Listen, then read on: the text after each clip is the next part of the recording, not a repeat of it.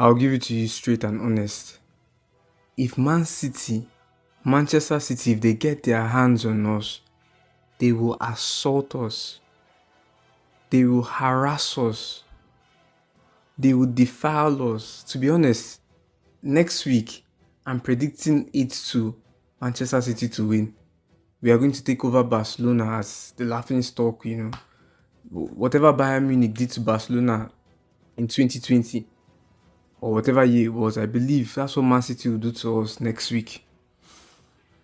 It is not looking good. Man, what do I mean it's not looking good? It is awful right now. It is absolutely awful. 2 consecutive La Liga losses. Against what club? Osasuna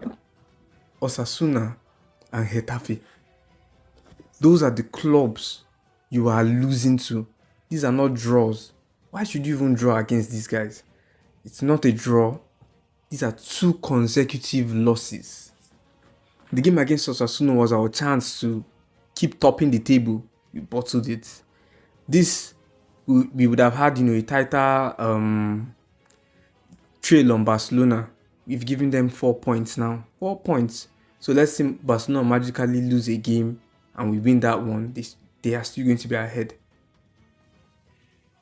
And this is Getafe and Osasuna. We haven't played Atletico. We haven't played Barcelona. Oh, days. Man, it is over. It is over. It is over. The dream is over. This season is over. This season is just over.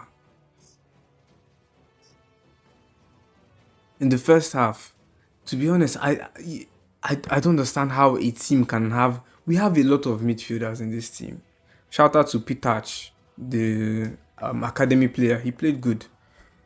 But then we have a lot of midfielders. We have very good midfield depth in this squad. But how is it that we still don't have a creative midfielder? Güler had a single bright moment in the first half and disappeared all through the entire game. Güler, I said this when Bellingham got injured. This is your chance to step up, to own that attacking midfield position. But you've done nothing with it. Absolutely nothing. Damn it.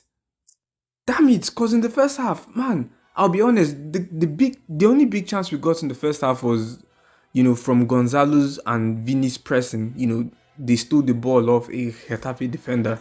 And, we couldn't convert that. That was the only big chance we got. And that should tell you something. The creativity in midfield is not there. It is not there. And I wouldn't say it's a deep-lying defensive creative issue this time around. Because, to be honest, it wasn't. It was an offensive creative issue. Gonzalo Garcia made runs in the first half. Made runs. No one, I don't know how. And I don't know why. No one was finding him while he made those runs. Makes no sense. Vini did not have a bad game. Vini was good in this game. Vini was good. My honest opinion, Vini was good. But then, he's a winger. Of course, a winger has to supply. Usually has to supply, for someone in the box to actually score. Vini didn't have a bad game, but in the first half, the play was concentrated so much on Vini. So, that it was predictable to that extent. It was concentrated so much on Vini. Man, I don't know where to go. I don't know where this team goes from here. I do not know where this team goes from here. In the second half, we started putting balls into the box.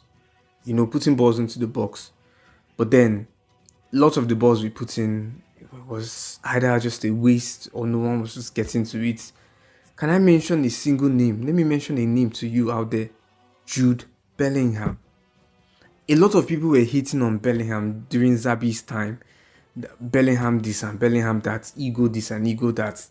Man, this is why I kind of don't like some Real Madrid fans out there. Our fellow Real Madrid fans, they were hating on Bellingham. You see, it's the exact kind of game that Bellingham would score in. He is that guy, he smells, he sniffs it out. It could be a tap-in. We literally needed a tap-in this game. That's what we needed. It could be a tap-in. Sure, it's a goal. It will give you a point at least. Or, better yet, give us more points.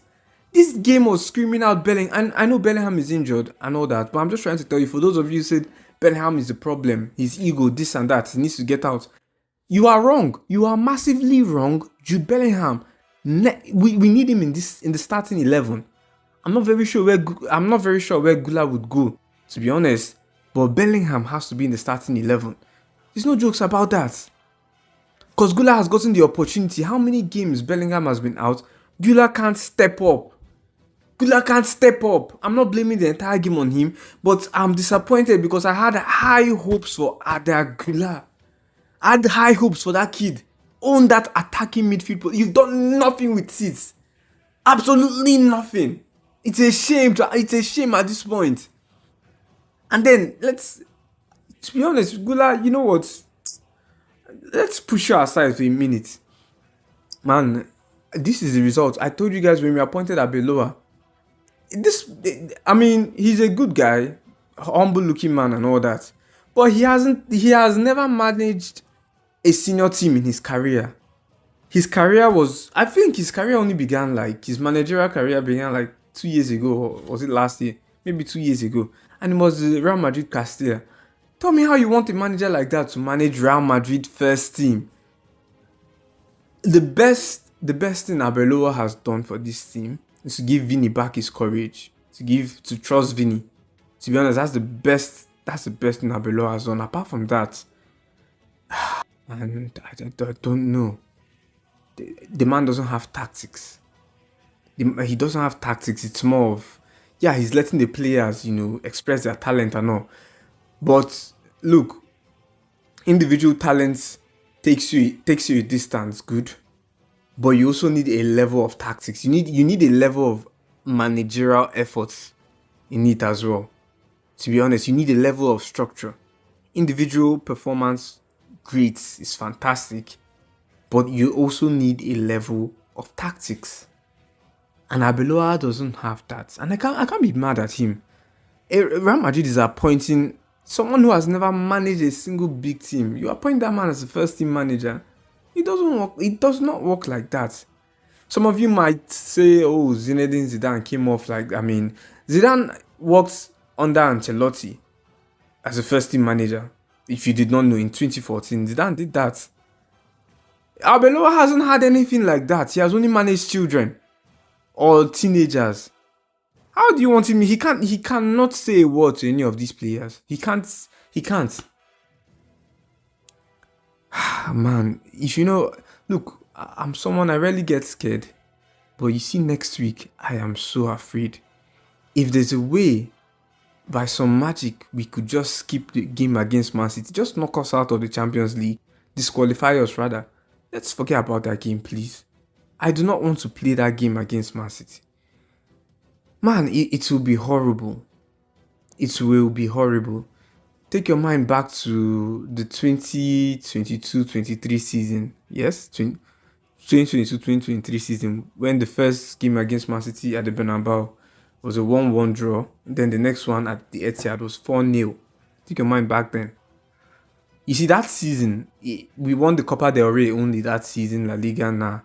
That season, we consider it a bad season, yeah? And then Man City trashed us 4-0. This is an even worse season.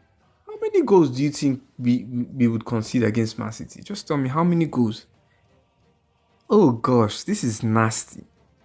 We could concede, okay, graciously, let's say 3 at the Bernabeu and 5 at the Etihad. That's 8. Ooh, gosh, we are finished. We are cooked. At this point, we are cooked. We are cooked. And we have Celta Vigo coming up, I believe, on Friday. Never look down. To be honest, you could look down on Celta. The teams we've played, Osasuna and Getafe, they are teams you would have looked down on. And they've beaten us. So if you still want to look down on Celta, man, I feel sorry for you at this point. We have Celta Vigo, and I believe it's an away game. Oh gosh. You know what? I said it in some of my videos ago. I just knew we aren't coming off with any trophy this season. At least we aren't winning La Liga, no Spanish trophy this season. But then, these are games that build us up to the Champions League games. I mean, it's like practice for Champions League. We are doing awful in the practice. Badly. We can't go anywhere with this. We cannot. Can someone just end the season? Ring a bell.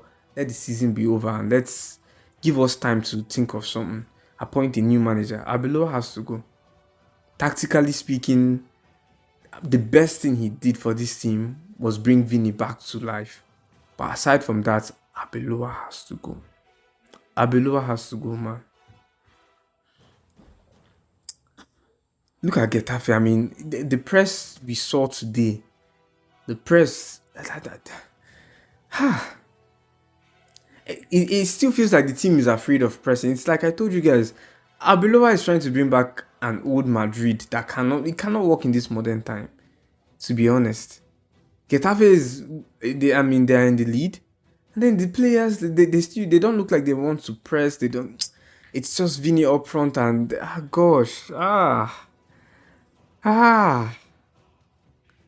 yeah. There's fire on the mountain. To be honest, the fire has pretty much burned up the mountain. If you haven't run away or ran away, I'm sorry for you. The fire it would have engulfed you by now. Real Madrid fans, let's look forward to next season. This season is done. Catch you guys later.